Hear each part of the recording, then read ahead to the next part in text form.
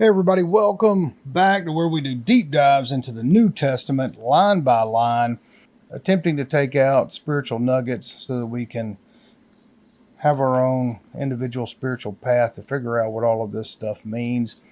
And so we can get together and fellowship and meditate and in our own way reach a higher spiritual plane.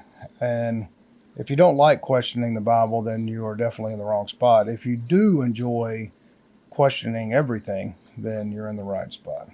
Previously, in Matthew chapter 8, Jesus does not allow one of his disciples to bury his father who had just passed away. And they follow Jesus onto a boat. So in Matthew chapter 8, verses 23 and 24 and 25, a storm comes. Jesus is sleeping on this boat while the storm's coming. The disciples are freaking out. They think they're all about to die, so they wake up Jesus.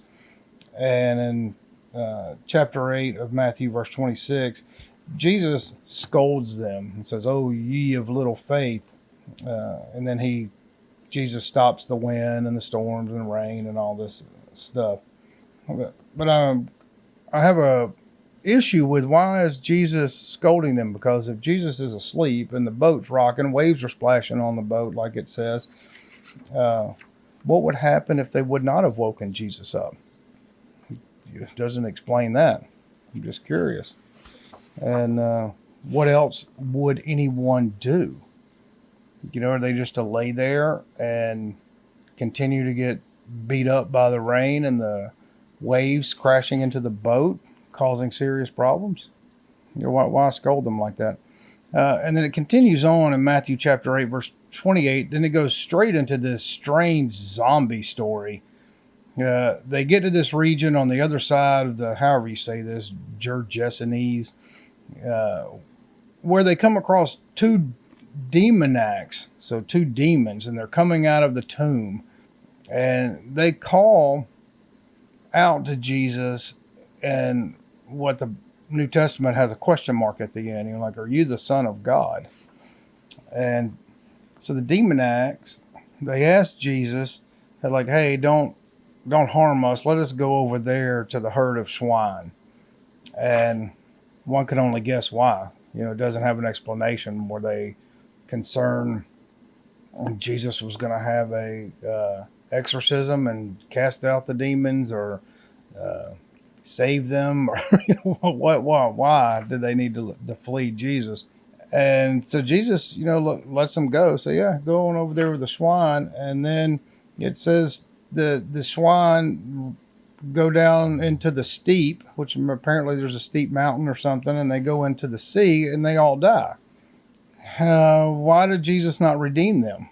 Why let them go off and just die? I mean, he is the Son of God. He is the intermediary to heaven.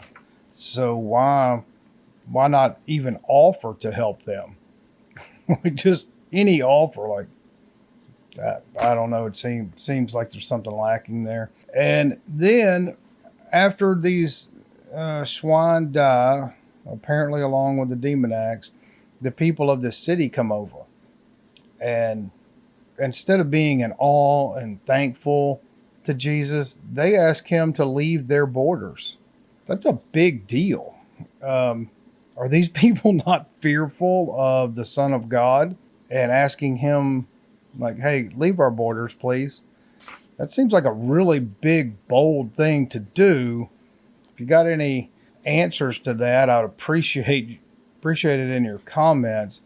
And if you have a desire for other topics that so far the Bible is not addressing, like all of the things that help us know ourselves better, help us control our emotions, our fears, our anxieties, our desires, and really go deep into who we are and being connected to each other, being connected to Mother Earth, being connected to the divine, the infinite, the source of all things, God, then check us out at the Mystics of Texas and the mysticsofTexas.com, where we go really in depth with those things, and you can find out more about us. And we think it's important to learn how to navigate this world and shrink divides and become higher versions of ourselves, not only in this body, but just spiritually. And we do that in great fellowship and meditation here. And we get together every Sunday at 1:15. So I'd appreciate if you're in the local area, come by and see us. And with that, we'll see you next time.